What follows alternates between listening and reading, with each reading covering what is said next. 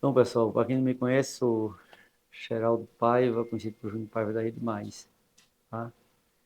E a Surne está promovendo esse encontro aqui com o nosso consultor aí, um cara especialista em tributação, e ele vai falar para vocês do que vai acontecer e do que a gente tem que se preparar e deve fazer logo agora, ainda esse ano, e as coisas que tem que fazer no início do ano, para que a gente não tenha surpresa e não venha ter prejuízo, para a gente poder economizar financeiramente. Outra coisa, que eu acho que isso aqui é importante, até vocês vão passar para o comercial, até para os proprietários, a nossa preocupação, porque essa reforma ela vai ter um custo muito alto, ela vai aumentar o custo das empresas. A gente não vai ter condições de continuar trabalhando com a mesma margem que a gente trabalha hoje. Então vai ter que ajustar. A nossa preocupação também é que para que o pessoal se atente para isso e a partir de janeiro já comece a ver que a gente vai ter um custo maior e que precisa melhorar a margem que a gente trabalha. Hoje quem trabalha com 30 tem que trabalhar com 32, 33, quem trabalha com 25 vai ter que passar para 27, 28 e assim sucessivamente, para poder cobrir os custos e manter a margem que já vinha hoje, que é uma margem que já é apertada. Vocês sabem que com o rol de promoção que a gente tem, todo mundo já fazendo promoções em carta direto, as nossas margens são muito baixas. Então a gente está preocupado e a gente não venha ter prejuízo, o segmento não venha sofrer prejuízo com isso. Então, André, por favor, André. Vamos lá. André da BWA. Bom dia, pessoal. Consultoria. Já conheço quase todo mundo aqui. Eu estava brincando que tem gente que vai dar aula no meu lugar, já que acho que Bruno já assistiu umas 3 vezes essa palestra. Né? É porque essa gente, André deu muitas palestras quando ele falou, mas ele falou de forma generalizada Isso, e essa a gente trouxe específica para o varejo alimentar, para o varejo de supermercado. Isso, isso. exatamente, para o supermercado.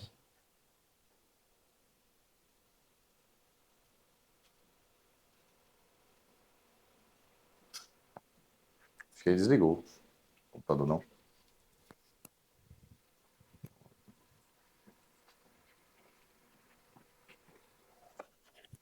Pô.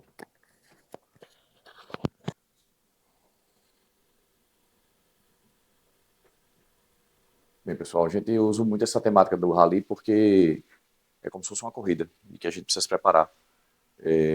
Júnior colocou essa situação de que tem coisa que a gente vai ter que fazer em 2025 ainda.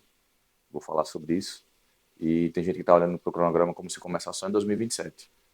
A parte da reforma de 2027 é só o cálculo, basicamente, e esse 2026, teoricamente, é só o 1% de alguns produtos que a gente vai recolher. Mas o cálculo a gente sempre fez, a gente sempre faz e vai continuar fazendo, nada muda nessa perspectiva de cálculo. Mas na perspectiva de negócio, muda muita coisa. É por isso que a gente está aqui, para tentar conscientizar um pouco vocês do que vocês precisam trazer de medida para o negócio. E uma coisa que eu já adianto, eu sei que alguns aqui são contadores, outros não, mas quem vai resolver essa conta não somos só nós, contadores. Então todo mundo da operação precisa entender disso. Tá? Então a equipe toda precisa se preparar para esse negócio. A gente está diante da maior mudança do mercado dos últimos 60 anos, né? Por que eu digo isso? O Júnior falou que a gente vai precisar de. O custo vai subir, a gente vai ver um cálculo disso aqui hoje no supermercado. No supermercado ele não tem aumento de carga tributária. Não tem. É um fato positivo. É a verdade da reforma. Que ele ia manter carga. Vocês vão ver um simulado aqui que ele até diminui. A gente só tem que ter cuidado que carga tributária não necessariamente tem a ver com quanto eu vou desembolsar de dinheiro, no final das contas. E a gente vai ter um desembolso maior. A gente vai ter um reflexo de margem, vai ter um reflexo de ticket médio, vai ter vários reflexos inflacionários dentro desse processo, que isso vai diretamente impactar o negócio do mercado. Porque se o meu cliente tiver menor capacidade de consumir, consequentemente, ele pode mudar a cesta dele. E aí eu preciso trazer estratégia comercial a partir disso. Então vamos lá. O que vai mudar, né? E no formato de preço, tem cliente que me pergunta já como é que vai ficar a publicação. Você imagina que vocês sabem que tem várias alíquotas diferentes, né? A alíquota é a mesma, mas tem base de cálculos distintas. Então, como é que o cliente que chega lá para fazer a feira no supermercado, ele vai ver o preço lá que vai estar no expositor? Porque o imposto não é por fora, no formato de precificação? Isso, exatamente. Exato. Só que você tem cargas tributárias diferentes. Então, teoricamente, isso falta regulação. Como é que vocês vão expor o preço? O preço vai estar só o preço flat, sem imposto, ou ele vai estar com imposto? Porque senão a calculadora vai dar um tilt. Você imagina que ele está lá no preço de hoje, como faz hoje, chegar no caixa vai dar uma conta totalmente diferente na hora de pagar. E o PROCON não vai aceitar. Não vai aceitar. Então falta regular como é que isso vai acontecer, mas já é um reflexo negocial, que a gente precisa entender isso, como é que a gente vai posicionar isso, porque já muda até o próprio processo de compra na loja, certo? Eu tenho alíquotas distintas, a gente já tem hoje uma alíquota de referência, só para esclarecer, ela está em 26,5, é a alíquota de referência. Referência não é teto, referência é só referência, negócio maluco. Ela pode ser maior do que isso, fala assim 28, 29, 30, ninguém sabe quanto é que ela vai dar ainda. Do jeito que o nosso custo fiscal está elevado, ela vai bater para 30, tá?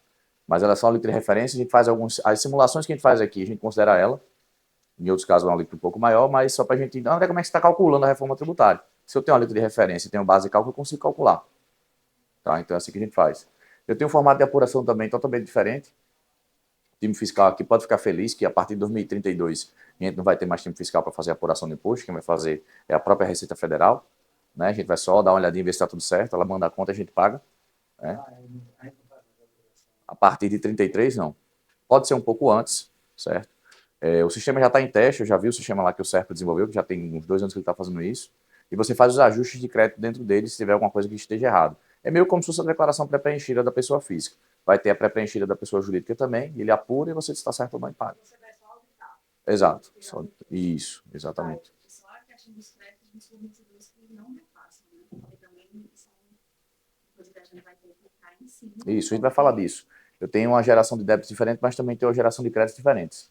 Sobre débito, eu tenho, por exemplo, coisas que eu não pagava. O que é o IVA? Ele vai mudar algumas coisas que eu não pagava imposto, IVA, ICMS, por exemplo, um consórcio, empréstimo, essas questões. Tudo isso vai ser sujeito ao IVA agora. Né? E essa história de serviço e comércio, a gente vai com a carga tributária meio que equiparada, não tem mais essa vantagem de serviço e comércio, regra geral, porque tem algumas questões que você consegue ajustar nisso. E na parte de geração de créditos, é o que você colocou. Eu tenho uma regra na legislação que diz que o split payment diz o seguinte: enquanto o split payment não estiver implementado, o split é um sistema de arrecadação antecipada e parcial. É como se fosse uma retenção na fonte, só que parcial. Então, a alíquota é 26, eu vou descontar 2, 3, 4, 5, não sei. A gente vai ver quanto que isso aí vai ser descontado, vai ser definido ainda também, e ele arrecada um pedaço. Qual é o ponto de atenção que eu trago no split? É porque a regra diz o seguinte: hoje a gente toma crédito de acordo com a emissão da nota, não é isso? E aí, inclusive, quando compra do Simples Nacional, a gente toma crédito integral. Na reforma tributária, a condicionante é o pagamento. Enquanto o split não estiver implementado, vai ficar do jeito que é hoje, pela nota.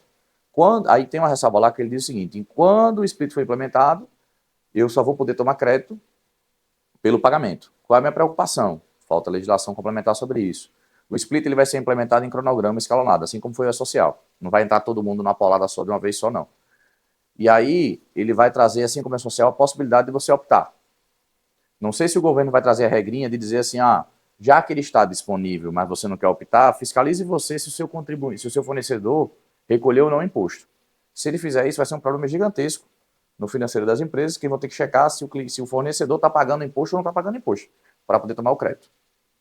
Então é um problema relativamente alto. A vantagem que a gente tem na reforma tributária é justamente o combate à sonegação fiscal. Ou seja, o informal, a compra sem nota, a venda sem nota, a tendência de se acabar. Não sei que eu transacione só em dinheiro, só compre com dinheiro, só venda com dinheiro, porque pelo split com essa arrecadação, começa a marcar os pontos de arrecadação e fica difícil você conseguir trabalhar sem nota. E como também o sistema de créditos depende do pagamento, eu preciso que o meu fornecedor pague imposto para poder tomar crédito, senão eu assumo a carga tributária por ele. Então fica mais difícil. Um outro ponto também é que com a transição todos os incentivos fiscais também acabam. De autônomos que tem que aderir a um CNPJ sem ter CNPJ. Isso. Sim. Será que isso se enquadra para os produtores rurais? Também. Tem uma regra do novo contribuinte. Não sei se eu trouxe aqui, porque eu queria focar mais no mercado, mas os produtores rurais que faturam mais de 3 milhões e 600 por ano vão ser sujeitos ao CBS. Apesar que assim, muita coisa é isenta. Tem muita coisa que é isenta. Tem uma regra de 3.600. Tá? Mas cuidado com que ser isento não isenta a responsabilidade da emissão da nota. Sim, sim. Certo? Porque ele tem que emitir a nota. Eles querem que faça esse CNPJ sem natureza jurídica só para fim de controle e acompanhamento. E incluir o IBS e CBS. Aí eu queria saber se realmente se enquadrava Vai, é outra parte previdenciária, continua do mesmo jeito. Tá? Então, assim, o ponto que a gente vai ter aqui, que eu chamo a atenção, que aí é onde eu digo, a minha preocupação é que não é um trabalho que deve envolver somente a contabilidade, tá, pessoal? Vocês têm que reforçar isso nas empresas, tem que envolver o time todo, comercial, financeiro, compras, todo mundo tem que entender desse negócio. Quem é que nunca perguntou o que é que aquele cara está fazendo, que ele consegue fazer aquele preço e eu não consigo? Todo mundo se pergunta nisso no mercado, né? Ah, o que é que ele faz, o que é que ele faz? O jogo vai ficar igual. Com o fim dos incentivos fiscais, não vai ter mais ninguém com possibilidade de fazer isso. Aí o jogo vai ser de gestão. Quem é mais eficiente ganha o jogo. Se eu não tenho um benefício fiscal, se meu concorrente não tem um benefício fiscal, tá todo mundo na mesma regra, comprando do mesmo jeito, vendendo do mesmo jeito, ou eu sou mais eficiente ou eu não tenho condição de ganhar nada. Entende? Deixa eu ver se foi demais aqui. Então, o que é que significa, no final das contas, com essa história toda? Eu tenho uma revisão de política comercial, eu tenho que calcular, entender como é que vai ser a política comercial daqui para frente. Eu tenho que negociar prazo com fornecedores, medida que eu já recomendo, que serve demais para o mercado. Todo mundo vai precisar de mais dinheiro, ponto. Independente de carga tributária. Vai mexer muito no fluxo de caixa das companhias. Comecem a negociar com os fornecedores num prazo médio de pagamento maior. A maioria das empresas não olham para a reforma tributária. Certo? A maioria, menos de 5%. E todo mundo que eu vou, todas as palestras que eu faço, menos de 5% olham. Comecem a alongar os prazos com os fornecedores. Por quê? Quando a porrada começar em janeiro de 27, todo mundo vai querer fazer isso. E todos os fornecedores vão dizer não. Enquanto a gente sabe disso hoje, a gente pode fazer isso, porque o fornecedor talvez não esteja olhando para essa perspectiva ainda. Certo? Quando a gente faz isso em 27, imagine que em 2027, só mais um. E ele vai estar precisando de dinheiro também. E aí o fornecedor vai dizer, não, não, não, não, não. Então é melhor agora, enquanto ele não está percebendo, a mesma coisa vai ser com o banco. O banco também fica mais caro. É melhor pegar crédito em 27, eu estou olhando aqui só para o imposto, não estou olhando para a taxa de juros, que juros você pode rolar ele e depois substituir. Então, se todo mundo for pegar dinheiro ao mesmo tempo, fica mais caro ou mais barato? Se todo mundo for pedir prazo para o fornecedor não vai dar prazo. Não é isso? Então a gente tem que entender isso dentro da política de negócio. E quanto mais perto eu vou chegando da data, mais gente vai ficando informada, esse número vai aumentando. Então, se eu deixar para fazer isso só em dezembro de 26, por exemplo, pode ser que o fornecedor diga não para mim. Por isso que é importante que os outros setores entendam disso e vocês conscientizem eles a partir disso. Aí, aumento da base de débitos, como falei, aluguel que não tinha, por exemplo, ISS, no modelo novo. Você vai sair, por exemplo, quem está pagando aluguel hoje está pagando 11% de imposto.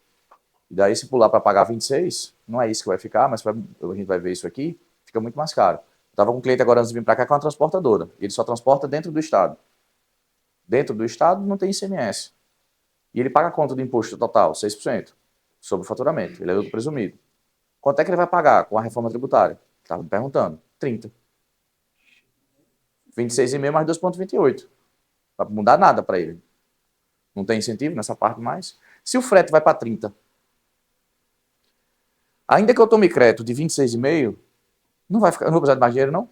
A mercadoria não é transportada? Não tem frete dentro do estado aqui? Entenderam a história do dinheiro? Não necessariamente eu pague mais impostos, mas eu preciso de mais dinheiro.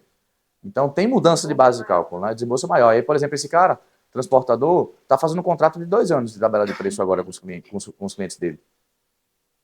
E vocês também estão contratando essa galera. Como é que vocês estão negociando os contratos? Como é que vocês estão discutindo com ele as regras contratuais em relação ao IVA? Oi. O pessoal está terceirizado. O cara é dono do canal, ele bota lá, não sei como é que vai enquadrar isso, mas transporta. É sobre contratação do frete ele vai fazer. Ele vai começar a exigir nota, vai começar a inflacionar o processo também. Oi, Bruno. Sim. Você fala de transportadora, a transportadora ela também vai ter que o CPF, vai ter que IBS, CBS. Uhum. E quando dentro do estado que esse imposto? Transporte de ICMS é entre municípios. Natal, Parnamirim, Natal, Mossoró, vai incidir, vai passar a incidir. Não tem mais essa regra de isenção. O ICMS vai acabar. A gente teve Natal para Natal, vai ter, vai entrar nessa regra de 6, vai sair de 6 para 26, mais o imposto de renda, que vai dar mais 2,28, vai dar os 29, 30. Não, não deixa de ser. Ela reduz, porque veja só, você tem duas perspectivas, do imposto de renda e contribuição, que você vai pagar 2,28 e vai dar crédito 34, certo? E você tem o PIS e COFINS, que vai deixar de existir, você vai pagar 26 e vai dar crédito 26. Então você tem uma perda de eficiência. Você paga 6, dá 43 hoje. Mas vai ter uma saída de caixa maior. Nesse caso, então, obrigatoriamente, agora em janeiro, também tem que já vir. Tem que colocar as alíquotas também, no campo das notas. Tá? As alíquotas nas notas do transporte? Tem. Todo mundo vai ter que destacar a alíquota, tá? Todo mundo. Todo mundo. A gente já está vendo isso, mas ela também está dando sistema. Exatamente. Exato.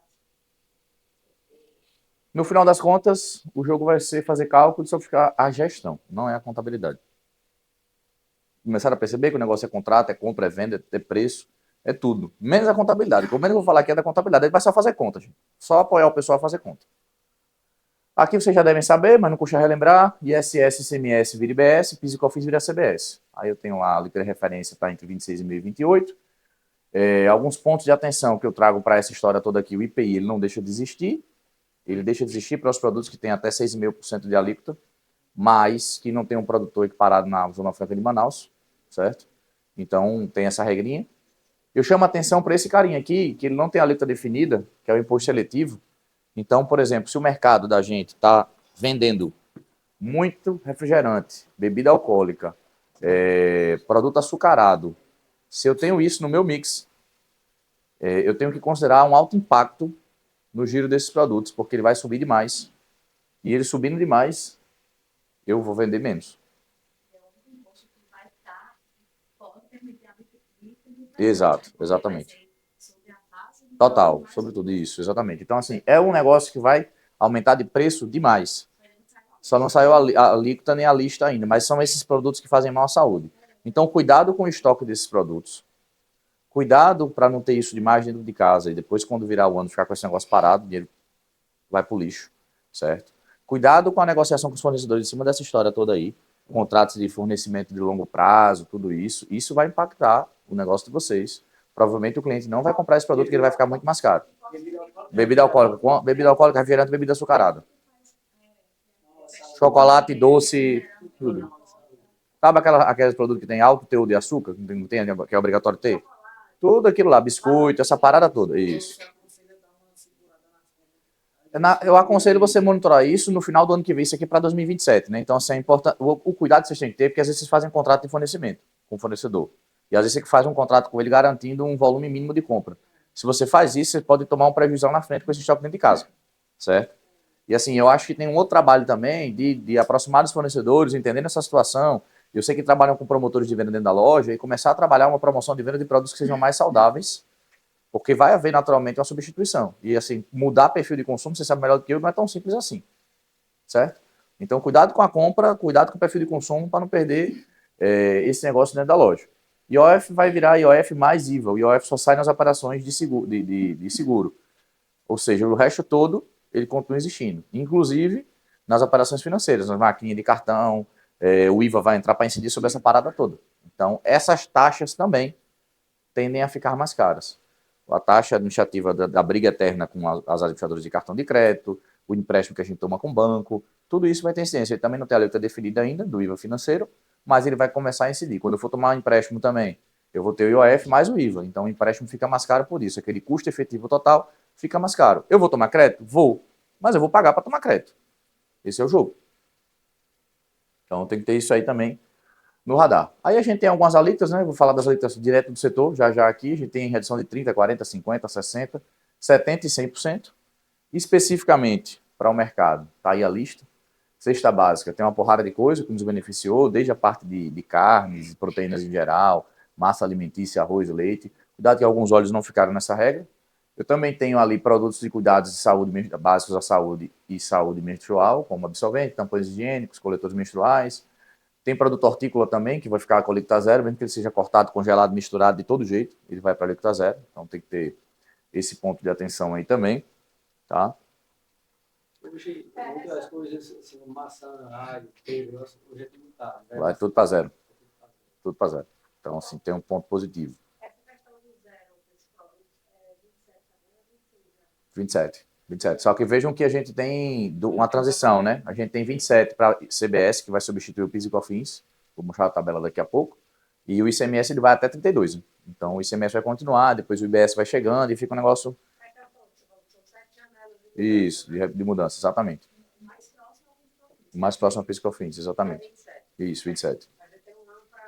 Isso. Mas a gente já precisa, pessoal, saber disso aqui. Vocês viram a confusão da nota fiscal. Todo mundo aqui da área fiscal sabe mais ou menos aquele rolo que tem que parametrizar e o governo voltou atrás. E agora só mandou deixar a alíquota. Foi um negócio que choveu no molhado, gente. Porque na prática, para eu poder colocar a alíquota, eu tenho que saber qual é a base de cálculo.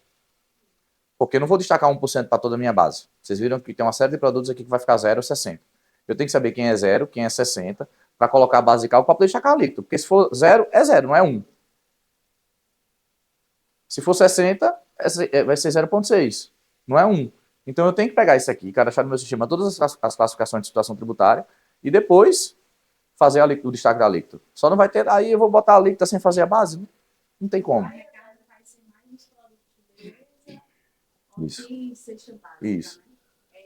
Eu achei até interessante que essa semana saiu uma publicação do STF sobre imposto de renda que não era para ser tributado quando tiver, a partir de 2026, quando tivesse benefício fiscal. Então, não sei se você viu, porque 2026 não vai ter, mas... Tá, eu acho assim, é o caso do crédito presumido para não tributar, que era o mesmo tema que já, porque assim, já estava certo isso, porque já tinha um repetitivo e era da mesma norma, que estava no STJ. Foi só chover no molhado também, porque teve a lei de 2023. Não muda não, não muda não. E já tava certo já isso aí também, tá? E aí eu tenho os produtos que têm redução de 60%, que são de higiene pessoal, sabões, que é pasta de dente, escova, essas coisas, fraldas, enfim. Então a gente tem que estar atento nisso aí. Aí vocês têm uma vantagem do cashback, né, que ele vai ser aplicado para os cidadãos brasileiros que tenham baixa renda, que é a renda familiar seja meio salário mínimo per capita. Esse pessoal vai ter crédito no cartãozinho deles lá para poder comprar com vocês. Sugiro um pouquinho lá. Tipo Bolsa Família deles lá. Quem tem o cadastro único lá, eles vão ter direito a comprar. Eles ficam lá dentro da lei, tá falando que é no cadastro único. Isso. Se vocês têm muito cliente, aí aquela história, volta para o conceito do eu tenho muito cliente, que é o usuário do cadastro único, eu faria um levantamento de CRM para entender o quanto da minha carteira é afetada por isso ou não. Porque se eu posso ter um impacto alto, baixo, neutro sobre essa perspectiva. E eu sei quem é o meu cliente hoje.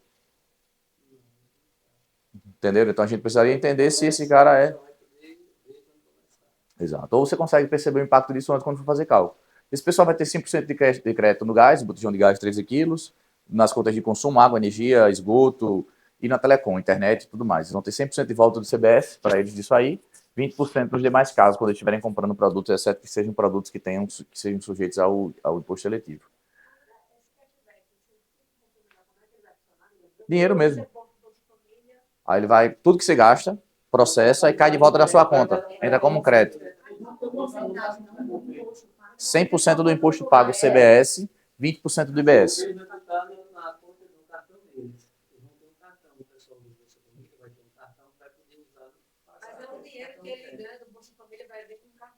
Tem o do Bolsa Família e ele deve enviar outro cartão para essas mesmas pessoas que possa usar, porque o Bolsa Família usa com a maquete, né? Eu acho que não. Usa ou não, ele só sabe do banco 24 horas. Eu não sei. E ele só sabe, vai ter um valor na caixa dele.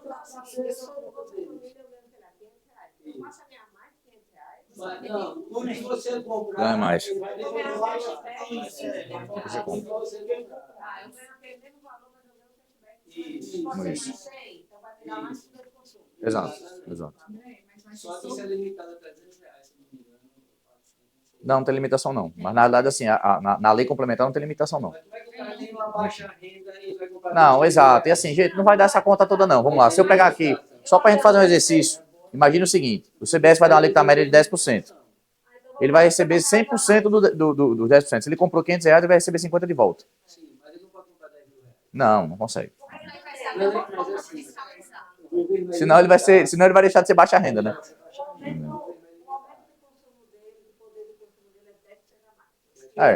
Fazendo um exercício, gente, se eu tenho o meu salário mínimo, eu tenho R$700. Meu poder máximo de consumo é 700. Então ele vai ter R$10, R$70 de crédito de volta de CBS e vai ter mais ou menos R$5, R$50 de crédito de IBS de volta, que é 20% sobre a diferença. Mais ou menos isso. Sobre imposto pago. Estou só fazendo um exercício aqui rápido.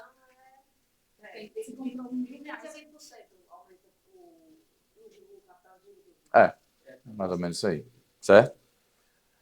A partir de 27, né? Então, a partir de 27, pelo menos 100% lá ele já consegue ter de volta disso ali, da parte do CBS. E aí, no final das contas, nessa bagunça toda, com tanta mudança, a gente vai ter que reprecificar isso aí em diversos espaços de tempo. Agora, 2026, já conheci 1%, começar a olhar para isso, entender mercado e a gente vai brincando. Então, também 25, 26, IBS, CBS teste, né? Que é o ano que vem já a alíquota de teste de 1%. nessa condição de observando-se as bases de cálculos. 27, a gente tem a substituição efetiva, fim do PIS/COFINS, entrada do imposto seletivo, entrada do CBS. E aí eu tenho depois 29, outra mudança, a entrada do IBS também a 10% da alíquota de referência, queda do ICMS 10%, e aí eu chamo a atenção para um ponto aqui, que são os benefícios fiscais que começam a ser afetados. E é um ponto que merece judicialização, porque é o seguinte, a maioria das empresas aqui tem uma empresa que tem um benefício fiscal que vende para vocês. A emenda constitucional dizia o seguinte, que quem tinha incentivo fiscal teria um cashback dos 10% que fosse perdendo, porque o ICMS não vai diminuindo ano a ano, 10, 20, 30, 40 até acabar. E daí o que se dizia era que empresas que têm benefício fiscal vão ter direito a essa, pelo fundo de compensação a partir de 2029, vai receber de volta essa perda, até 2032. Então o que eu perdi eu ganhava de volta, o governo me pagava. Em 2033. Isso. Aí qual o ponto de atenção aqui? Quando fizeram a lei complementar, retiraram a regra geral da Constituição e colocaram a regra especial, dizendo que eram só para aqueles incentivos fiscais que têm finalidade de desenvolvimento econômico e tal, que normalmente é industrial, tipo o PROED da gente. Aí o atacadista caiu, isso dá judicialização. Se meu concorrente judicializar e ganhar, ele fica com benefício com fundo de compensação e eu fico sem benefício. Eu vou pagar 10% a mais de ICMS que ele. Você perde competitividade. 10% de ICMS a mais que o concorrente é muita coisa. Né? Então, assim, é um ponto que vale a atenção. Isso. Então, vale a pena avaliar a judicialização desse assunto. Não significa que vai ganhar, mas, para mim, tem uma aparente inconstitucionalidade nessa situação, porque a Constituição não tinha essa restrição. A lei complementar trouxe a restrição. Então, dos incentivos fiscais, do Fundo de Compensação dos Benefícios Fiscais. E ele só é válido, essa regra só é mais para atacadista. Essa regra só é válida para quem tinha incentivo fiscal concedido até maio de 2023, tá? Que é a regra que está na Constituição. Se o meu incentivo é depois de maio de 2023, nem adianta entrar na justiça que essa briga vai ser perdida. E assim, uma coisa que eu recomendaria também era uma articulação junto à tributação para eles colocarem que o incentivo do Rio Grande do Norte, por meio de decreto, é concedido para incentivo de desenvolvimento econômico. Para evitar também esse moído de discussão judicial de que não é, que não tem contrapartida. Porque hoje eles não estão pedindo número de emprego que não tinha antes. Então, se a nossa governadora faz um ajuste no decreto, a gente já tem quase que uma certeza da vitória. Certo? Então, era bom tentar enquadrar essa pauta, não muda nada tributariamente para o fisco, para os contribuintes dar uma chance de conseguir ter o acesso ao fundo de compensação. Aí, depois do ajuste judicializando, a gente tem uma probabilidade de êxito bem elevada. Certo? Bora em frente. Hora de planejar, estamos em 2025, hora de fazer conta, vamos para a conta. E aí a gente começa a entender os impactos no negócio, em termos de precificação, e a gente começa a fazer algumas reflexões. Aqui um exemplo de serviço, o pessoal deveria adotar o conceito de receita líquida, né? Está todo mundo alinhado com isso, né? Imposto bruto, venda, preço de 10 mil reais, teria os impostos, receita líquida, né? E daí eu deveria aqui, eu estou lá em 2033, aplicar o IVA depois disso, que é isso que está aqui. Então, 10 mil reais, prefeito de preço veriam 12, numa alíquota de 27,97. Precisa de mais dinheiro ou não? Percebam que o custo do meu produto, porque isso aqui, se eu contrato um serviço hoje, 10 mil, e regra geral no mercado, o serviço não me dá crédito, não é isso? De PIS e COFINS, nem de ICMS, nem de nada, não é isso? Com a reforma tributária, tudo vai me dar crédito, não é isso? Só que eu vou ter, então, um custo desse serviço de R$ 9.400, ele vai ficar mais barato para mim, não vai? Porque eu vou recuperar. Só que eu vou pagar para poder ficar mais barato. Por isso que eu preciso de mais caixa. Você desembolsava 10 e era custo 10. Você vai desembolsar 12 e o custo vai ser 9, porque o resto volta como crédito. Isso. Isso. Exato.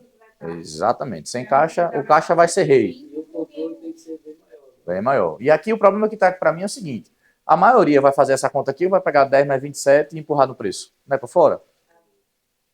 O problema está aí, está no impacto inflacionário do negócio, que a gente não sabe qual vai ser. Se vão fazer a conta por dentro ou por fora. Eu acho que a maioria vai fazer por fora. Sai não. Aí o efeito de necessidade de caixa vai ser maior ainda. O que era 10, nesse exemplo aqui, por exemplo, vai virar 12.800 quase. Quase 12.800. Então é caixa mais, né? Aí na incorporação, não vou me aprofundar muito, acho que não tem gente que está envolvido nisso aqui hoje. No transporte de cargas, um exemplo aqui, mas num caso que é tributado, eu saio de 1.300.000 para 1.700.000 e eu estou considerando que o cara tem um custo de serviço prestado de 20%. De material, né? Serviço, não mão de obra. Mão de obra não está aqui porque não vai dar crédito. Então, imagina que esse cara aqui, no exemplo do cliente que eu estava mais cedo, fosse um que não pagasse ICMS de 12%. Esse cara aqui estaria pagando 600 mil de imposto, vai passar a pagar 1.750.000 a transportadora. Você tem que fazer essa conta para saber se é melhor você ter a transportadora ou você ter os carros dentro da empresa. Não, eu entendo que a transportadora lá vai ser útil ainda, até 27, olhando para o PIS e COFINS, né? Pelo menos 26 a gente mantém essa mesma regra. E depois disso, qual é o ponto? Se eu estiver dando lucro na minha operação, se eu dou lucro nela, aí beleza, eu ter uma transportadora pode ser mais interessante, eu troco 2,28 por 34. Se minha operação dá prejuízo, não faz sentido eu ter uma transportadora. Eu posso acumular tudo aqui porque eu não vou dar crédito para nada, eu vou ficar pagando imposto sem ter uso dele. Então o jogo é recalcular para isso também. Esses cabos não vão fechar as estradas de novo, né? Sim. Ah, eles vão para o preço. Aí o aluguel e a compra e venda de imóveis, como é que foi afetado, né? Disseram que não tinha aumento de carga tributária, a gente sai de 5,93 para 15, não muda quase nada de custo, mesmo preço. Tem um redutor, né? A gente não vai pagar, hoje a gente paga 6% sobre o valor da venda, né? Isso aqui eu estou considerando o cenário final implementado, mas a partir de 27 já tem a mudança do CBS. Então, aqui é sempre no cálculo na alíquota efetiva depois de tudo implementado. Tá? Aqui eu vou abater o preço da compra do imóvel. Aí eu preciso fazer conta se vai ser melhor. Por exemplo, algumas estratégias que mudam. Eu compro hoje e faço isso na minha pessoa física, para apurar ganho de capital. Vai ser melhor fazer ganho de capital, que eu tenho alguns editores na pessoa física, ou é melhor fazer na pessoa jurídica? Já que eu tenho o custo de aquisição abatendo no valor e fica uma conta parecida com a base de cálculo. E eu também tomo crédito. Vou fazer reforma na casa, vou fazer um financiamento para poder fazer aquisição, ou contratar um consórcio, tudo isso tem IVA, gera crédito para mim. Então eu posso ter uma alíquota efetiva final menor na pessoa jurídica em detrimento da PF.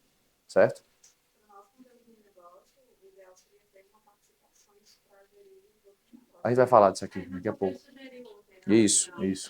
E outra coisa também, que é outra obrigatoriedade, né? Só para validar com você, da nota fiscal de serviço Para aluguel. Vai ter. Vai ter nota fiscal para tudo. Aluguel. A gente tem um probleminha aí, que hoje a gente paga 11, vai pular para pagar 15, 16, né? Para continuar com tudo implementado, então fica um pouquinho mais caro. E eu posso continuar pagando os 11. Isso aqui eu estou falando quando eu falo de aluguel de longa temporada. Vou trazer uma regrinha também daqui a pouco sobre isso aí. Se for curta temporada, pula para 23 na PJ e pode ficar chegando a 43% na pessoa física. Então, isso é importante para quem tem aluguel, para quem paga, para quem recebe, para quem investe. Ficar atento nessas regrinhas de incidência novas aí. E o que eu trago desse ponto, que ontem eu já estava discutindo com o cliente sobre isso, que é o que eu falei com vocês ontem lá também, Júnior. Quem paga aluguel, recebe aluguel, tem sua própria holding, pagando aluguel da loja, a regrinha que eu trouxe aqui foi a regra de quem tem imóvel comercial alugado, né? Locado, seja inquilino, seja locador. Mesma coisa. Qual é a regra? Se eu tinha um contrato firmado em 16 de janeiro de 2025, confirma reconhecida ou assinatura digital válida, que demonstre que ele estava assinado naquela data, que o prazo era determinado, eu preciso registrar esse esse contrato no cartório, e não é assinar a firma, não é reconhecer a firma, é registrar no cartório de títulos e documentos ou imobiliário até 31 de 12 de 2025, para poder manter a alíquota efetiva total, como mostrei aqui, nos mesmos 11 que eu pago hoje até o final do contrato. Senão eu vou mudar para a alíquota de 15, então eu vou ter um incremento de 4% no valor. E lembre que esse incremento é aquele incremento que ele deve ser por fora, então ele pode ser maior do que o que parece. E o problema que a gente está tendo aqui agora é porque eu vou checar como é que a Receita Federal vai fazer essa disponibilização, porque os cartórios estão cobrando 1% do valor do contrato para registrar. Do total do contrato. E aí isso vira um problema.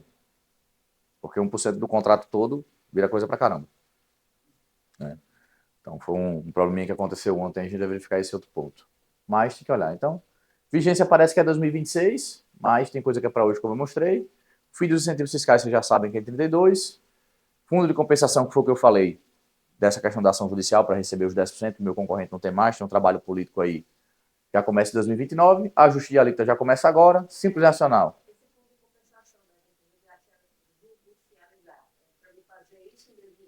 Não, já pode fazer, já tem a lei já pode fazer. O que eu faria? Primeiro, a articulação política junto para alterar a questão do decreto, deixar certinho.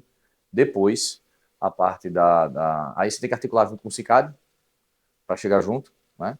E aí depois fazer a judicialização. certo? Simples Nacional, esse cara tá meio complicado a vida dele. Não sei como é que ele vai conseguir. Apesar, de novo, a gente tá com a mesma alíquota no Simples Nacional. Qual o ponto que eu chamo a atenção no Simples Nacional? E além dele não dar crédito, se ele ficar no modelo tradicional, que é com IVA por dentro, ele compra sem tomar crédito. Imagina aquela continha ali dos 20% a mais no preço de compra. Vai ser um pouquinho caro também. Tem que fazer conta. Tipo assim, se eu fico com simples por dentro, como é que eu vou botar? No custo do supermercado, bota 10% na média geral de aumento do preço de compra, ele quebrou. Não vai ter mercadinho no simples. Beleza? Eu acho que isso aí vai mudar muita coisa. Júnior, quando o pessoal acha que vai mudar, é complicado mudar porque assim, você tem um problema de tempo legislativo, certo? Foi feito por meio de lei complementar, quórum qualificado, não tem projeto de lei para poder fazer mudança a respeito dessas questões por enquanto. Tem outros projetos que estão pautados em prioridade, que são obrigatórios. Um deles é justamente a regulamentação da própria reforma. Então, ano que vem já é ano de eleição, então o tempo está curto. Tudo sem prazo. Tudo sem prazo. E como o ano que vem a gente não tem ainda um efeito efetivo, e a gente só vai fazer a conta quando a hora chegar, em 27, aí na hora a gente tá igual o sapo na panela, a água tá esquentando e a gente ali tá sem entender o que tá acontecendo. Quando... Exato. Isso. E muita gente não sabe nem o que tá mudando. É muita gente mesmo. Eu digo, mais de 95% não sabe nem o que tá acontecendo. Em todos os lugares, se for, ninguém sabe, ninguém olha, todo mundo perdido. Aí quando chegar a conta já era. Exato. Aí eu tenho um ponto positivo, que é uma cumulatividade ampla, né? Então, vou poder tomar crédito e tudo. Eu tenho que olhar isso com estratégia de, por exemplo, se eu fazer a reforma na loja no ano que vem, é melhor fazer a reforma em 26 ou 27? 27. Então, se eu puder programar para fazer em 27, porque eu vou tomar o crédito. Apesar de pagar, pelo menos vem o crédito. Né? Alguns pontos, né? Split Payment, que a gente já falou um pouco sobre ele, versus fiscal de tributos. Quem vende em plataforma digital, iFood, por exemplo, que afeta vocês, Rappi, essas coisas, elas vão ser responsáveis por fazer a retenção. Então, se eu tenho um concorrente que vende por essas plataformas, esse concorrente que estava sonegando está ferrado, não vai conseguir mais sonegar por ela, porque vai estar sendo cobrado direto por elas. Um ponto que vai acelerar a vida da gente no ano que vem é o tributo devido no local da operação, né? No caso da entrega ou prestação de serviço, que é o que muda, hoje a gente recolhe para o destino. Parece que não muda nada no supermercado, porque todo mundo vai lá, compra e leva, então tecnicamente não muda nessa perspectiva. Só que o problema disso aqui é o orçamento público. Com essa mudança, vocês imaginem aí, São Paulo consome muito ou pouco? São Paulo consome muito, mas assim, ele consome lá dentro, mas ele Exporta muito. Então, quer queira ou quer não, quando eu tenho alto consumo, se o país todo vende para São Paulo, tem lugares mais populosos, tem maior poder de consumo. Naturalmente, onde se consome mais vai aumentar a arrecadação, porque a arrecadação é para lá. Isso mexe com o orçamento público. E o que é que o governo fez com o PLP 108, que está tramitando lá do jeito que está lá? Que não vai ser alterado o orçamento público de 2033 até 2077, em relação a essa questão dos repasses do IVA. Como é que eles vão fazer isso? Com base em quê? Eles vão pegar a arrecadação realizada pelos entes federados, estados e municípios, realizadas entre 2019 e 31 de 12 de 2026. Por isso que os estados começaram a subir a alíquota lá atrás. Por isso que o ano que vem vai ser o ano de maior fiscalização, sem autuação, por notificação. E por isso está tendo tanta transação também, porque o estado quer arrecadar lá no reflexo dele. Então, o ano que vem, certamente, vai ser um ano de cobrança demais para que as empresas, para que os estados e os municípios arrecadem com força para poder garantir o pedaço do bolo. Vantagem, também os municípios não estão sabendo de quase nada. Quando o projeto for aprovado, que tem que ser esse ano ainda, o PLP 108, aí vai começar a corrida mesmo, vai ser uma pressão maluca para arrecadação, o ano que vem vai ser maravilhoso para essa cobrança. Senão nós vamos perder a arrecadação de verdade. E aí você tem um cenário político, porque, por exemplo, se eu for um cara que entende que vou me reeleger, eu vou me preocupar com isso demais. Eu vou arrecadar mais.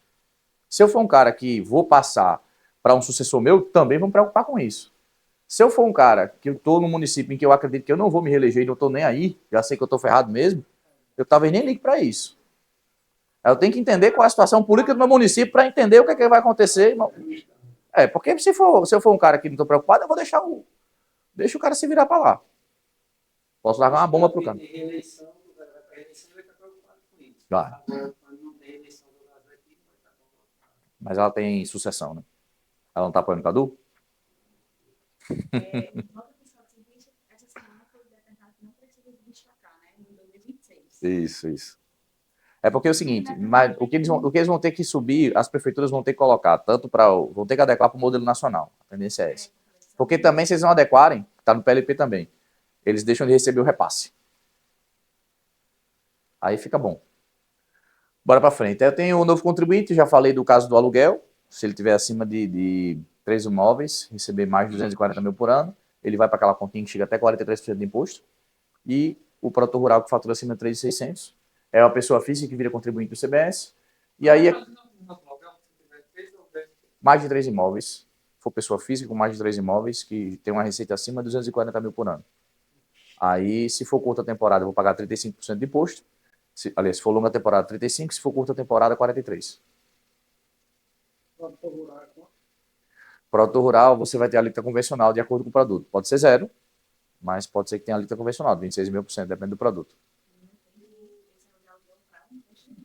Tem, essa alíquota efetiva, quando eu coloco, já é com imposto de renda. Tá?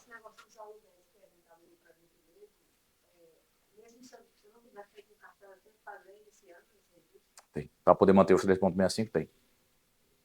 Mas ele tem que primeiro dar tempo de fazer, só tem que seguir a regra. O contrato tem que estar assinado, tem que ter firma reconhecida ou assinatura digital válida em 16 de janeiro de 2025.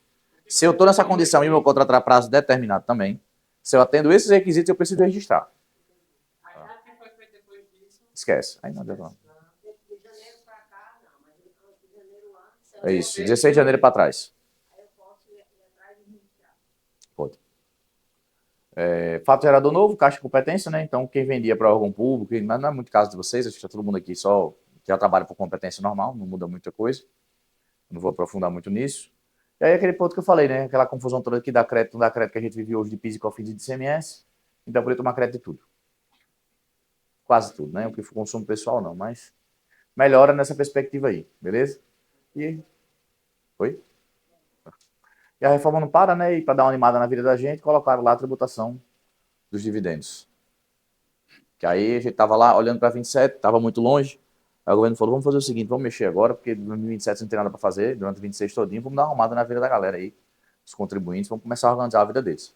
E aí eu chamo a atenção para esses dois pontos, principalmente para o PLP 108, que é o que regulamenta a reforma tributária, que vai falar do TCD.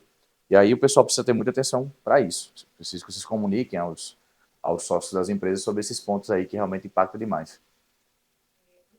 Um caso da distribuição de lucros que vai ter que fazer tem que fazer um pauta junto Ata.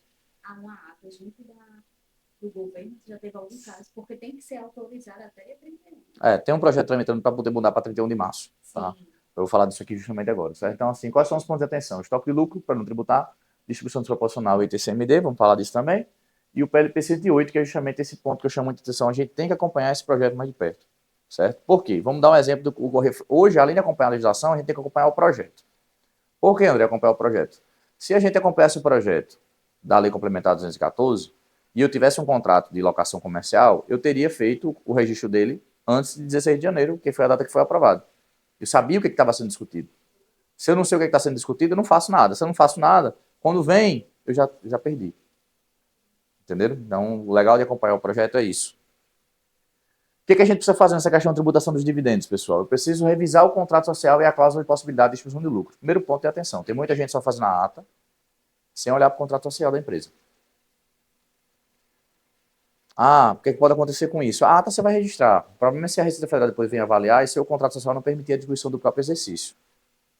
Se ele não permitir, você está praticando um ato ilegal. E o ato ilegal vai ser nulo e a isenção não vai ser garantida.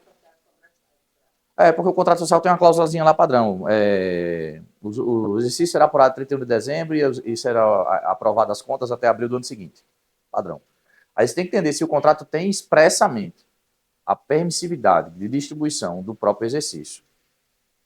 Senão, você está fazendo um ato ilegal. Você registra a ata e depois vai ter um problema com isso.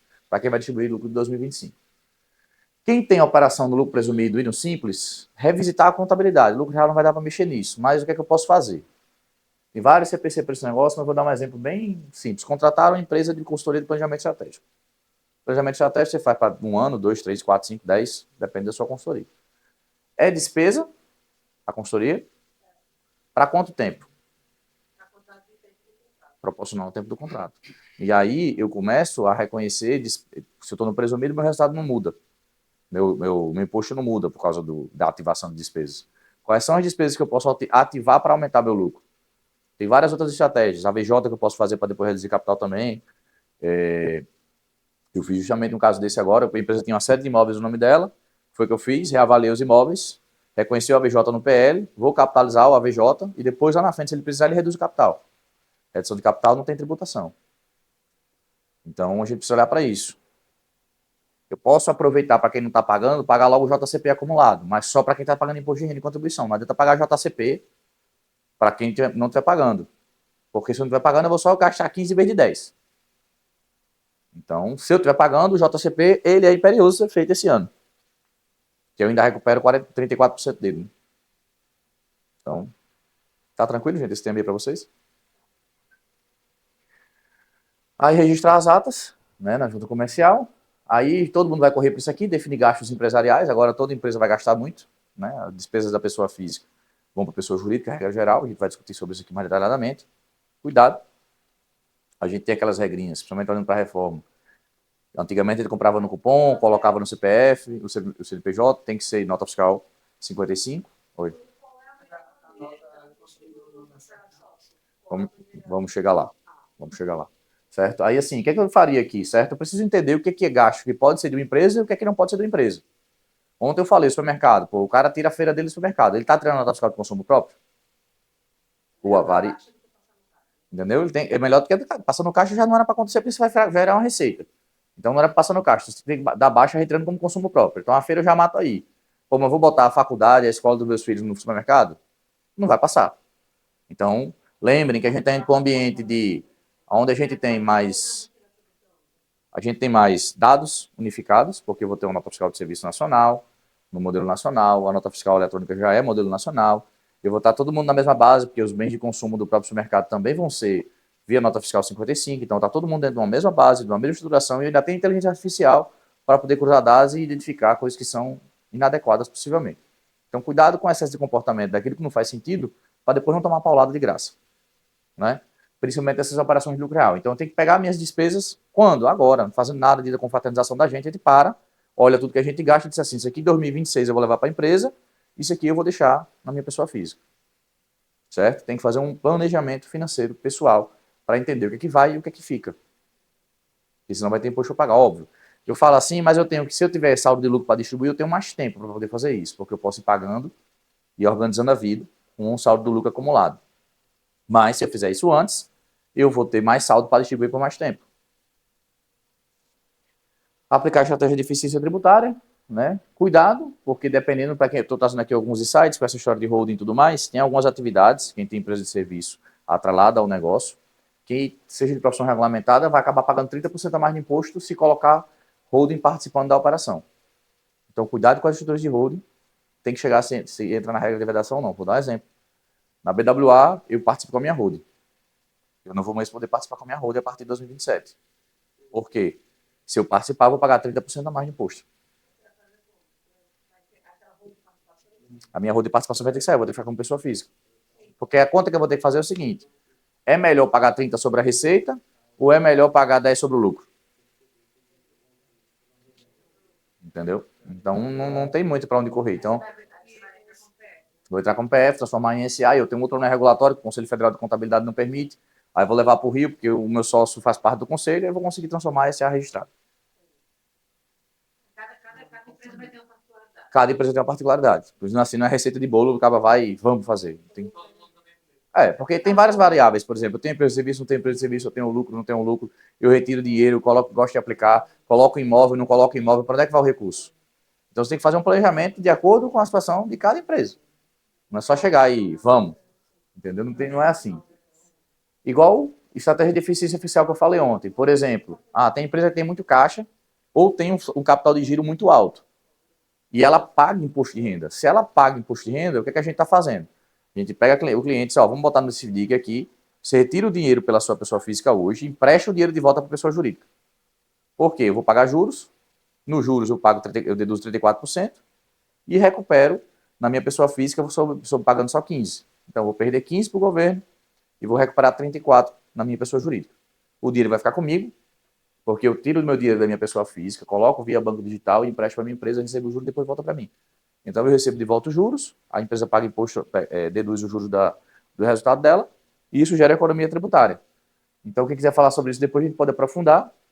Aqui eu trago um exemplo, a empresa pagava R$340 mil de imposto e passa a pagar 115 nesse modelo, aqui não está o cálculo do que ela está pagando na pessoa física sobre os juros, certo? É mais eficiente do que fazer empréstimo direto, porque se fizer empréstimo direto eu vou pagar 27 mil por cento, tabela progressiva, certo? E não vou para a tabela dos 15%. Então, isso só é válido para quem? Empresa que tem caixa, todo mundo tem que pagar o imposto, todo mundo tem que pagar a conta, então ela tem no mínimo o capital de giro, mas só é válido também para a empresa que tem a questão do tá pagando imposto de contribuição social. Se não estiver pagando, é só desperdiçar recurso, porque você vai pagar imposto e vai acumular crédito. Beleza? E aí o PLP, que é o bacaninha que a gente tem que acompanhar. Ele tem uma regrinha lá, saiu, então discussão de novo, que é a mudança da base de cálculo das companhias no processo sucessório. Hoje, como é que avalia-se? Avalia-se pelo patrimônio líquido da empresa. Regra geral, todo mundo vai ter um PL igual ao capital social. Por quê? Todo mundo vai distribuir lucro? Todo mundo quer distribuir lucro, não é isso? Agora, com a história do dividendo, todo mundo quer zerar o saldo de lucro acumulado. No final das contas, o PL da empresa vai ficar quase igual ao capital social. Só que, com a mudança, se for para o fluxo de caixa descontado, a conta é bem diferente, a gente vai ver. E por que eu preciso olhar para isso agora? Porque o PLP tem que ser aprovado esse ano. Sendo aprovado esse ano, ele já vai valer no ano que vem, no máximo 90 dias. Aí eu tenho que pensar que eu posso correr um risco de alto custo sucessório, eu tenho uma decisão complexa, porque eu vou colocar meus filhos na sociedade, ou não, quais filhos. Como é que eu vou fazer isso? Porque se eu coloco eles direto, eu tenho um risco fiscal na minha operação, um risco empresarial na minha operação, talvez eu não proteja tanto, então quais são as estruturas de holding que eu tenho que criar, aí volta para o planejamento pessoal, quanto é que eu estou tirando lucro da companhia, quanto é que eu estou mandando recurso, o que eu pretendo fazer nos próximos anos, no médio e longo prazo, para criar uma estrutura adequada. E eu ainda tenho o problema do custo fiscal sobre o faturamento que eu mostrei agora no meu caso como exemplo. Por isso não tem receita de bolo. Depende de cada um, até do modelo de investimento que você tem, da família que você tem, tudo você vai fazer. Uhum. É no valor pelo fluxo de caixa descontado. Do jeito que está tramitando. Certo? Se passar assim, porque eu tenho que me preocupar, porque se passar assim, aí a conta fica assim. Isso, que não consegue pagar a conta, exato. É tipo isso aqui. PL da empresa, 5 milhões. Fluxo de caixa descontado, 44 milhões. E TCD atual, 400 mil. E TCD futuro, 2026, 3 milhões e meio. Fica quase a mesma coisa. Não ia ter aumento de carga tributária, né? Então, a gente tem um incremento absurdo de TCD. E aí é uma situação um pouquinho mais delicada. Não é isso, gente? Ficou claro para vocês aqui, pessoal? Conseguiram entender, acompanhar essa história? Eu sei que vocês não estão muito habituados com o ITCD, imagino eu, na tributação direta das operações, mas ficou claro? Boa. E aí hoje, nessa história toda, como é que é a nossa estrutura? Vocês estavam perguntando da renda. Isso para agora também, né? Agora é para dezembro, não é nem para janeiro isso aqui já, né? Hoje, como é que estão as empresas hoje? Tem as pessoas, né? Aí, normalmente, eu tenho uma holding patrimonial, que tem um patrimônio, e eu tenho, às vezes, uma holding operacional, ou eu já sou o próprio proprietário da empresa. Não é assim? Às vezes você tem mais uma empresinha para um lado ou para o outro, mas a regra geral está todo mundo mais ou menos nesse bolo aqui. Né? Primeiro ponto de atenção, pessoal. Importante demais que essas empresas elas existam, né? Tipo assim, se eu tenho uma empresa de participação, o dinheiro tem que ir para a participação, para depois chegar na minha pessoa física, para depois ir para o outro lado. Não é só ter a empresa. Eu tenho que fazer com que ela realmente exista, funcione, o recurso transite por ela, fazer a contabilidade dela, deixa tudo certo. Como é que vai ter que ficar? Aí vai ter que ficar assim. Eu vou ter a minha empresa, que ela tem uma empresa de participação que passa nela, num modelo, de novo, que depende de cada caso. Imagina que eu sou um cara que gosta de tirar dinheiro da BWA para comprar imóvel. Se eu preciso comprar imóveis, eu preciso que o dinheiro saia da BWA e chegue na minha imobiliária. Só que se eu passar pela minha pessoa física com esse dinheiro, eu vou pagar 10%. Pedágio. Então eu não posso criar uma estrutura que permita o pagamento desse pedágio. O que eu vou ter que fazer? BWA está aqui, empresa de participações de André 1 está aqui, vou colocar uma outra empresa de participações 2 que é proprietária dessa. Por que duas, André? Porque eu não quero contaminar. Eu não quero ela, a minha patrimonial, já como sócia aqui direta, não. Eu vou esticar. Eu vou blindando mais, exatamente. Excesso de zelo para evitar contaminação lá da outra ponta. Eu vou ter outra participação aqui. E aí eu não quero essa participação contaminada. Eu vou ter uma empresa para meus gastos pessoais, tomando o risco aquilo que eu achar que faz sentido. E o restante, que for aquilo que não tem jeito mesmo, que eu vou ter que gastar a escola da menina, vem para minha pessoa física para eu pagar o mínimo possível de imposto de renda de distribuição de lucro. E o recurso que eu quero acumular vai lá para minha patrimonial. Essa multa de gastos pessoais é gasto da empresa? Não, gastos pessoais meus que sejam pessoais. Qual a diferença do rolo de gastos pessoais e de pessoas, por exemplo? Não, Essa decisão vai ser- não, pessoa sou eu. Pessoa sou eu. Não, aí eu falo a diferença de gastos pessoais com gasto de pessoas. Essa Não. ela é muito- Gastos pessoais eu vou carregar aqui que sejam possíveis de ser carregados uma empresa. Não, gasto, vamos lá. Aqui eu consigo carregar o meu carro, pode estar aqui. Meu carro pode estar aqui, o combustível do meu carro pode estar aqui. Aqui é tudo gasto pessoal, o seguro do meu carro vai estar aqui. Aqui vai estar a escola das crianças. O que é pessoal, pessoal. Isso, exatamente, entendeu? Mas esse gastos pessoais aqui, ali eu vou de gastos que você usa na empresa. Que eu posso usar, que eu posso dizer que são de uma empresa. Entendeu? Aqui é o que eu posso dizer que é de uma empresa. Aqui é o que eu não posso dizer que é. Aí eu separo. Isso. Isso. Aí eu vejo que isso aqui é um cenário sugestivo. Pode ser que eu não tenha nada de gasto pessoal que vá para a empresa, que eu, por exemplo, se a empresa fosse só minha, a BWO não é só minha. Se ela fosse só minha, essa empresa aqui poderia estar dentro dessa operação aqui ou dentro dessa. Entendeu? Como eu tenho mais sócios, eu preciso fazer essa separação para ficar separado. Eu não posso carregar meu carro e jogar para o BWA. Não posso. Pode, isso. Empresas que não têm sócios, você consegue fazer isso. Empresas que têm sócios, você vai ter que avaliar. Por isso que eu digo, não tem receita de bolo. Porque, por exemplo, eu posso dizer que aqui eu não tenho nenhuma construção de patrimônio. Aí eu faço a pergunta, eu estava com um cliente essa semana, ele falou, não, André, eu tenho uns 5 imóveis e tenho 6 mil reais de receita de aluguel. Eu falei, não vale a pena, irmão, você abrir uma holding. O que você quer fazer no futuro? Não, mas eu quero comprar mais imóveis e colocar nessa companhia porque eu vou viver de renda passiva. Eu entendi, você tem um plano. Já que você tem um plano, você vai pagar um pouco mais de imposto agora. Por quê? Ele com 6 mil de renda de aluguel, ele tem 5 mil de isenção de imposto de renda pessoa física. Ele não ia pagar nada de imposto, bem dizer. Ele ia pagar sobre 1.000. Só que, como ele pretende continuar crescendo o patrimônio dele no setor imobiliário, ele já tem um plano para isso, ele vai abrir, porque as novas aquisições já vão ser feitas na pessoa jurídica. Então não tem receita de bolo, tem que entender e o cara tem que construir um planejamento da vida dele. Adequado. Aí precisa ter um planejamento de vida mínimo.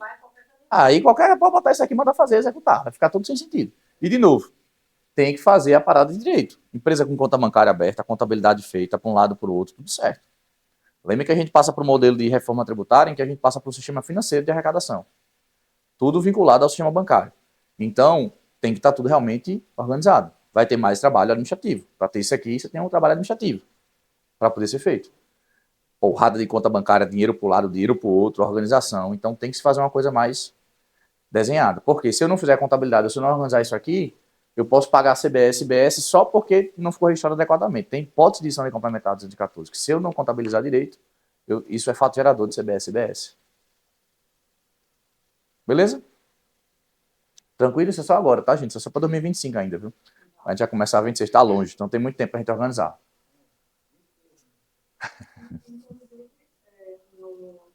Agora, né, da distribuição para essa questão da ata, né, tem muita coisa envolvida.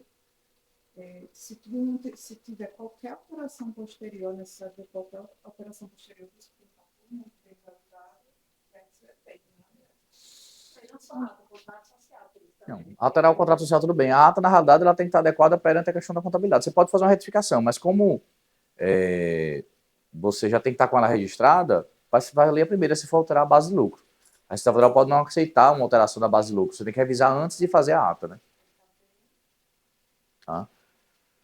Beleza? Vamos lá, o que a gente tem mais aqui? Tá, e tem uma coisa boa, né? O STF jogou lá ITIV, TBI, confusão desgraçada, e era para pagar, não era para pagar, e lá vai. Certo, não é para pagar não, ITIV e TBI não. Quando for, inclusive, holding patrimonial. Então, quem pagou nos últimos 5 anos, tem sua holding aí, julgou agora em outubro, não transitou em julgado ainda, mas não teve nenhum recurso até onde eu tenha visto, que eu me lembre. Então, deve transitar dessa maneira. Integralizei os bens numa companhia holding imobiliária. Posso requerer o ITIV, a imunidade do ITBI, pelo ressarcimento que pagou nos últimos 5 anos, nas que foram incorporadas nas holdings imobiliárias, que foi via incorporação. Tá? Então, julgado saindo do forno. Aí, como fazer sucessão, né? Sempre eu tenho que entender que vai ter sempre, dentro de um modelo que eu faço, eu tenho que trabalhar com equilíbrio na operação. Eu posso fazer doação com usufruto E sempre uma pergunta, mas se o herdeiro falecer, eu posso colocar a reversão. Doei, mas ele faltou antes de mim, volta para mim. Aí tem gente que não quer pagar o ITCD.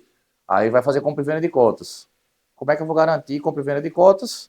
Ela passa a ser comunicável. Então, se uma filha minha resolver casar em comunhão de bens, já era. Pode na doação, mas se eu não quiser pagar ITCD por causa da doação, porque eu quero não pagar imposto. Aí eu vou para compra e venda de cotas. Compra e venda de cotas, eu perco algumas garantias. Então, o que eu estou querendo colocar aqui é que sempre tem que haver um equilíbrio entre o que eu quero. Eu posso dizer assim, estou de boa, está tudo alinhado, meus filhos estão casados, não me preocupo mais com isso, posso fazer compra e venda, não pague ITCD, e está tudo ok, estamos super alinhados. Não, a coisa não está alinhada, meus filhos são muito novos, é melhor fazer doação com usufruto. É um outro caminho, eu garantido isso no contrato. Eu posso nem comprar nem vender, eu posso fazer uma distribuição desproporcional, eu consigo fazer isso hoje, aumentando o capital e diluindo. Mas aí eu não tenho controle de nada. Então, porque eu não tinha dinheiro na primeira operação, eu precisava fazer por esse modelo aqui. Mas eu não tenho controle de nada, porque se ele integralizou o capital com reserva de lucros, por distribuição desproporcional, quem controla é ele. E aí eu tenho que ter um contexto familiar que eu sinta-me confortável com isso. E quais os riscos da reforma, né? O risco é impacto do capital de giro, precificação do mercado, desconhecimento do time e redução da lucratividade. Só isso. Todo esse contexto aqui. Seja no preço, seja no lucro, tem um bocado de coisinha que vai mexer com a vida da gente aí, né?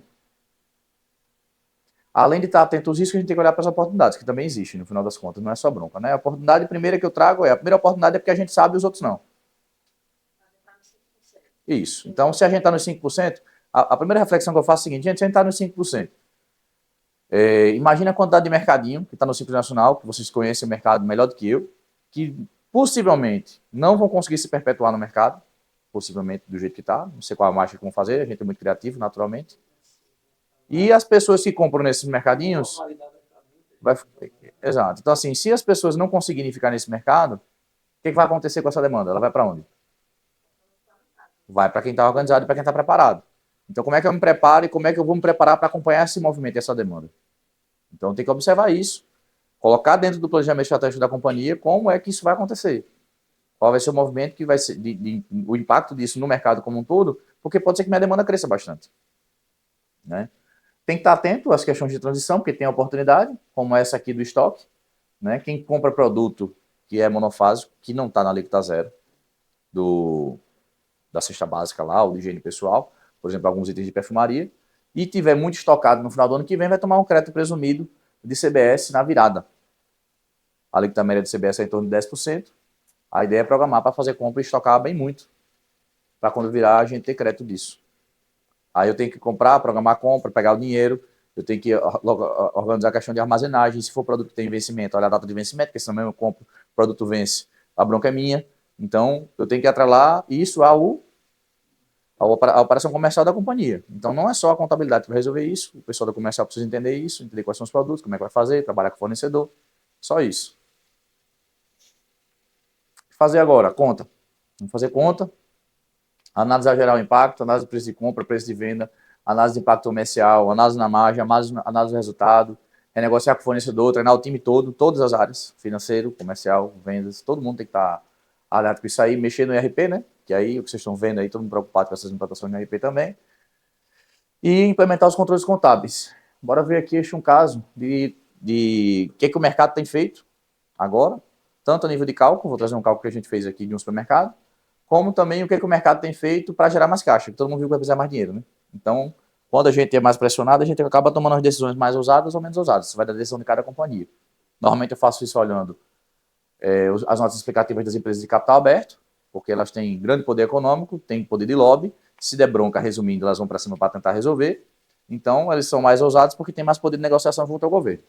Então, por exemplo, o Magazine Luiza foi lá e meteu a tese do Grosap, do ICMS da base de cálculo do PIS e COFINS, e jogou uma arrecadação de PIS e COFINS a recuperar absurda na conta dela, coisa de bi. Aí a Magazine fez, aí cada um sabe se quer fazer ou se não quer fazer. É a escolha de cada um. Aqui não é parecer, entendimento e risco. Certo? O que eu estou colocando aqui são estratégias, não estou vendendo isso, cada companhia tem que tomar a sua decisão, olhando para o que o mercado está fazendo. E se der bronca, ela vai pressionar para tentar resolver de outro jeito. Um refisque, por exemplo. Hoje o governo faz muito o quê? Acabou de sair o ARP também, que é a regularização de bens patrimoniais, e colocaram mais uma coisinha lá no meio dessa história. O governo fez o ano passado o litígio zero. E ele fez outros programas também, uma outra transação que você pode fazer, do tipo assim, você tem alguma coisa escondida aí na sua contabilidade? Tem? Beleza. Faz o seguinte, então, paga aqui, reconhece, paga, e fica com um jurozinho de 1000% ao mês em 48 vezes. Aí imagina que você fez isso, passou 4 anos, e do nada o governo mete esse negócio. Ele fez isso ano passado, fez isso de novo agora. Aí você pode pagar que está resolvido desse jeito. Você pegou um dinheiro, não pagou juros sobre esse dinheiro, capitalizou o negócio, rodou o negócio, expandiu o negócio, fez o negócio crescer. Depois o governo veio e cria um programa que ele diz, reconhece aí e paga, passa lá. Vocês acham que quem está pedindo isso para o governo? Sou eu ou a gente aqui, empresário que não é de grande... ou é o cara que fatura isso? Entendeu? Então assim, o jogo, quando a gente começa a olhar para as companhias de capital aberto, é muito voltado para isso aqui. Olha o nosso amiguinho aí, o Matheus. Aquisição de mercadoria do período anterior, majoritariamente crédito PIS/COFINS sobre despesas operacionais essenciais. A nota dele agora, que ele tomou em 2024. Tomou uma porrada de crédito de PIS/COFINS sobre despesa essencial. E aí o cara vai capitalizando, expandindo, crescendo e fazendo isso. Exato, exato. Mas assim, eu trago isso só para a gente entender que é importante também a gente olhar para o mercado. O que o mercado está fazendo? Aquela pergunta que vocês falam, o que aquele cara está fazendo que está conseguindo fazer isso? Às vezes tem isso. O lobby ele sempre vai existir, mas a disponibilidade ao risco é uma decisão de cada um. E aí quando você está no mercado em que o teu concorrente ele tem muita disponibilidade ao risco e você não tem, é uma decisão de cada um. Não significa que ele vai ser autuado ou você vai ser ou vice-versa. Obviamente. Mas é uma definição de cada um. Entendeu? Então é mais para a gente poder tomar a decisão olhando para o futuro, dado tudo isso que está acontecendo. Tá?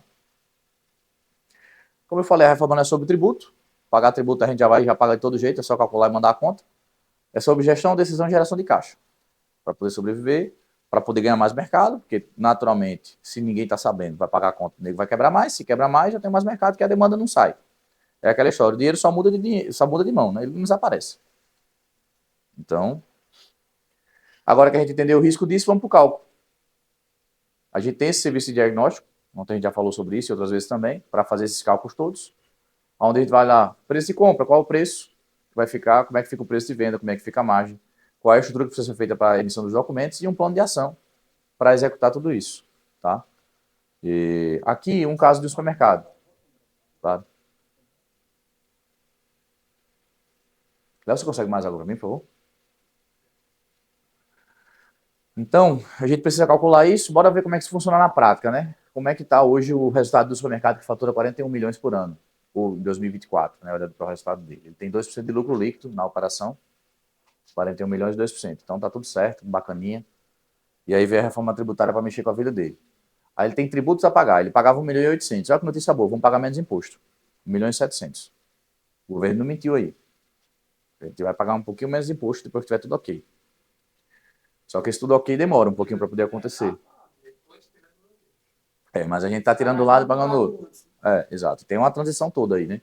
Então a ideia é fazer esse cálculo aqui, está resumido, mas a gente faz esse cálculo ano a ano, né? Como é que vai ficar ano a ano. Depois eu vou mostrar como é que ficou uma transportadora ano a ano aqui, vocês vão ver como é que ficou bonito o gráfico. Mas a conta não ficou legal, não. Aí, como é que ficou o problema do fornecedor? Pagava 38 milhões e 400, vai pagar 39,300.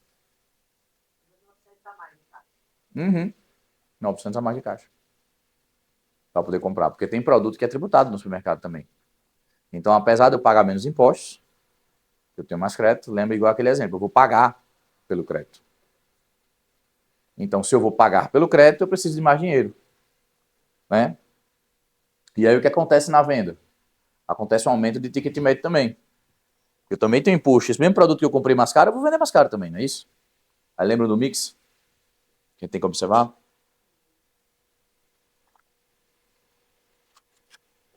Aí com isso, preciso tomar uma decisão. Primeiro, o meu cliente vai aguentar esse incremento de ticket médio? Eu vou mudar o mix dos meus produtos que vão ter esse incremento maior? Aí a gente vem para como é que fica o resultado da minha empresa se eu não passar nada do imposto, mantendo o mesmo ticket médio atual, absorvendo tudo, ou se eu passar. Então, se eu não passar nada, eu ganhava 992, última linha aqui para a gente se situar, eu ganhava 992, Com a reforma tributária vai para 286 se eu não repassar nada. E aí a Gabi estava falando ontem, né? Se eu botar aqui a jornada 5x2, passo na CCJ, vai para aprovação do Senado para depois voltar. Eu não sei. Vamos ver. Não, ela vai ser. E aí, a gente não paga essa conta, não. Porque eu vou para um resultado de nada, 0,5% do faturamento de resultado. 15% você vai aumentar 15% do seu valor. Aí é prejuízo. Então, e se eu repassar tudo? Se eu repassar tudo, eu saio de 992 para 2.300. Eu aumento 1.300.000 o meu lucro. Aí eu posso até repassar. Mas o meu cliente aguenta? Vai ter que ter um equilíbrio. E aí tem alguns efeitos com isso. Eu já entendi o que vai acontecer. Tem cliente que ele tem condições de fazer isso, que o cliente dele não é muito sensível ao preço. Tem cliente nosso que está pegando isso aqui e está fazendo o quê? Pô, eu sei como é que vai ficar meu preço em 2027. Aí o cara começou a subir os 10% dele, 0,8% ao mês, todos os meses. Aí quando chegar em 27, ele está com o preço já ok, já está sabendo da história toda, e o fornecedor dele não está valendo. Quando o fornecedor subir, ele sobe de novo. Ou ele segura e ganha mercado. Porque ele vai ter uma diferença de preço muito grande em relação ao fornecedor. Então ele tem margem para poder trabalhar com base nisso.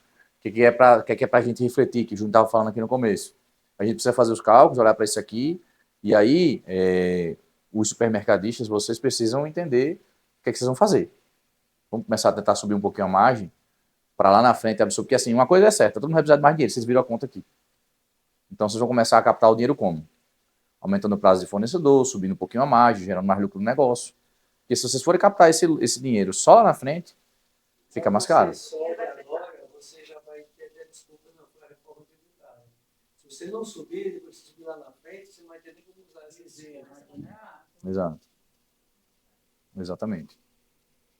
Um ajuste simples, porque assim, às vezes o desconhecimento geral ajuda. O próprio 1% já é uma boa justificativa para subir 1%. Entenderam? Mas se o cara... Exatamente, vai dobrar. O cara que estava ganhando 1% de lucro líquido, se botar mais 1% no preço, ele dobrou o lucro líquido dele. Entendeu? Então, tem estratégia por trás disso aí que precisa ser avaliada, né? Então, aí a gente faz um cenário simulado, que é justamente dessa parte do repasse, né? Ah, você não passa nada. Eu saio de 992 para 286. Se eu passar 50%, eu vou para 1.300, então eu já fico melhor. Então, eu posso passar 50%, posso passar 40%, posso passar 80% e 100%, que são os 2.300. Estou escolhendo como é que eu vou fazer esse repasse. Aí eu também tenho que analisar a variação de custos para os meus clientes, porque alguns de vocês têm a operação meio que de atacado também, vende para outras pessoas jurídicas, eu vou entender qual é o impacto para o meu cliente. Pensa esse caso desse cliente aqui, ele faturar o valor bruto dele, quando ele vende para meio da cadeia, que é o pessoal que compra para revender, ele sai de 208 milhões, aí ele tem o valor do produto do tributo hoje é 9 milhões, o valor líquido para ele é 199. O preço novo que o cliente dele vai comprar é 240 milhões, sai de 208 para 240. 40 milhões de tributo, a diferença é 31 milhões de carga tributária. Beleza, mas o cara vai tomar crédito disso. Então, se ele é meio de cadeia, o cliente dele precisa de mais caixa. Mas vai ter crédito. Aí eu preciso entender se meu cliente é um cara que é capitalizado ou não. Ou se eu vou ter que trabalhar com prazo maior para ele, para que ele possa ter condição de me comprar. Porque é uma coisa também que vocês têm que pensar. Se eu tiver inflação, que é uma tendência, dado isso aqui, eu vou continuar trabalhando só com 30 dias, eu vou trabalhar com 30, 60, 90, o que é que eu vou trabalhar com a bandeira própria? Para poder dar mais poder de compra para o meu cliente. Que é a estratégia comercial. Não é contabilidade. Tem nada de contabilidade aqui, né? Aí eu também tenho que ver se eu compro de outros estados ou se eu vendo para outros estados, qual é o impacto por região. Lembra daquela transição? O CBS vai incidindo lá na base... Primeiro que o CBS vai entrar na base de cálculo do ICMS. É um outro problema também que a gente tem. E como o ICMS vai ficar incidindo ali, só para a gente ter uma noção disso, em 2027 a gente tem um aumento do ICMS de 2% aqui no estado. Porque imaginem que o CBS é 10%. O CBS vai entrar na base de cálculo do ICMS. Então, a gente vai ter um incremento em 2027 de 2% de ICMS. Indiretamente. Na largada. Aí eu vou ter que reprecificar isso também em 2027. E aí, de novo, se eu não entender isso, e eu não tiver aguentando, se eu tiver com 2% de lucro e eu não entender essa conta, eu vou tomar prejuízo. Se eu estava com 2 de lucro, acabou com tudo. Só com isso aí. Então, cada estado tem uma variação também. Por exemplo, esse caso aqui, ele chega a ter uma variação de preço em Sergipe, eu acho que é 21% no preço. E aí, por exemplo, se eu vendo para outros estados, será que eu vou continuar abrindo o canal de distribuição para aquele lugar? Porque 21% talvez o mercado não aceite. É melhor sair daquela praça. Então, para quem trabalha com distribuição, precisa fazer essa conta também. Essa brincadeira aqui a gente simula, e aí esse cara precisa de aumento de preço de compra de 5,4 milhões, ele tem um custo de split payment nas vendas de 52 milhões, falta de recolhimento, falta de creditamento dos clientes que são dos fornecedores do Simples de 1,2, e no final ele precisa de 58 milhões de capital de giro para poder tocar a vida. Para quem fatura 265 milhões, 58 milhões, um bocado de coisa, né? Aqui o cenário acumulado, e o split está simulado, mas o efeito que eu chamo a atenção para vocês é que é o seguinte, como eu só vou me acreditar se o fornecedor tiver pago, se o fornecedor pagar no mesmo dia que eu, na mesma hora que eu, que é todo mundo no mesmo vencimento, eu não tenho crédito. Porque não vai estar reconhecido o pagamento dele ainda no sistema. Se não reconheceu, quem paga sou eu. No primeiro mês é a porrada. Então vocês façam uma conta, se você for pagar o imposto no mês todo, sem ter crédito de nada, isso é que vocês vão precisar na largada do capital de giro. Depois ajusta. Beleza, mas até ajustar tem que pagar o primeiro, né? Já pagou. Aí a transportadora, tá? Aí ela começa com 362 hoje, aí pula para 1.700.000, 2 milhões, 2.600.000, 2.615, 2.920, aí depois a carga tributária cai. 2.300.000. Aí já quebrou. Aí o governo conta essa história aqui. A arrecadação diminuiu em 2033, a carga tributária diminuiu, então tá todo mundo feliz com essa história.